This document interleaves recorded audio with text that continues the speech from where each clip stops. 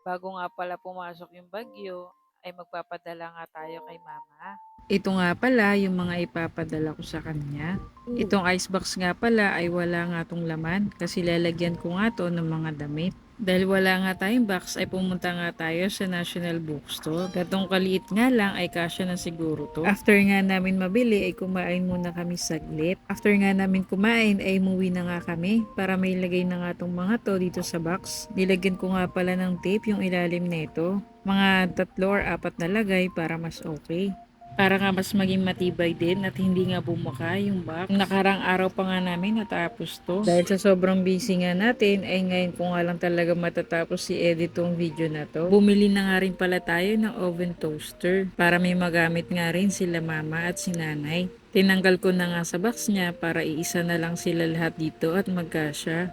Ang sarap nga sa pakiramdam kapag nagpapadala tayo ng mga ganito sa mahal natin. Wala pa nga tayo sa abroad pero nagagawa na natin itong mga bagay na to. What more pa kaya pag nasa abroad na tayo, siguro mas marami pa dito yung ibibigay natin. Kaya sipagan lang natin lalo. Wag nga lang tayo mapapagod at hihinto para makamit yung mga bagay na gusto natin.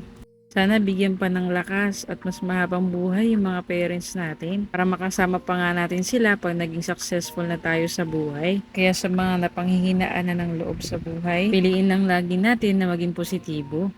At wag nga natin kakalimutan na magpasalamat palagi sa Diyos. Ditong part nga ay patapos na nga tayo magayos. Inaayos na nga lang natin para magkasya nga sila lahat. Yung alaga kong yan, lagi nga nakabantay yan kapag may ginagawa nga ako. Kaya nga nakakatuwa. Sobrang tuwa ko nga ay nadagdagan na naman ulit yung mga pusa namin. Kasi meron na naman kami nakitang pusa na tinapon sa gilid ng kalsada. Kaya si Papa ay wala na nga lang nagagawa.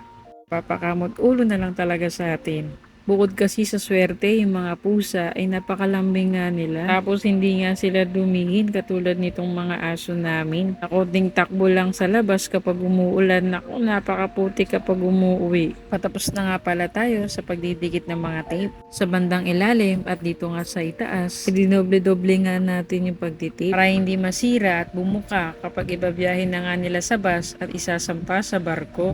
Ilagyan ko na rin pala ng information to ni Mama.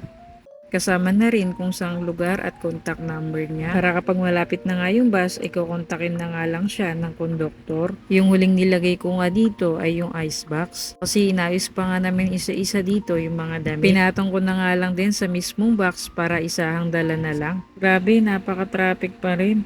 Buti na lang at maaraw-araw pa kasi panigurado mamaya nga ay uulan na naman yan pagdating ng hapon. After magwa 1 hour nga ay nakarating na rin kami dito sa May Pasay. Medyo dahan-dahan nga lang si Papa kasi medyo mabigat nga yung box. Naalalayan din niya na hindi kami makatama. Kaya naman sabi ko nga sa kanya ay ako na nga lang magdadrive pa uwi para naman makapagpahinga nga siya. Dadaan pa kami ng gasolinahan. Gusto nyo nga rin magpadala ng mga bagahe na part nga ng Panay, tulad nga ng Kalibo, Antique, Sebaste, Pandan, Nauhon, papuntang Tibiao, Bugaso, San Jose, at siguro papunta na rin ng Pailoilo. Ay ito nga yung kanilang contact number. Pwede nga rin kayo dito na magpunta. So yun lang. Maraming salamat sa panonood.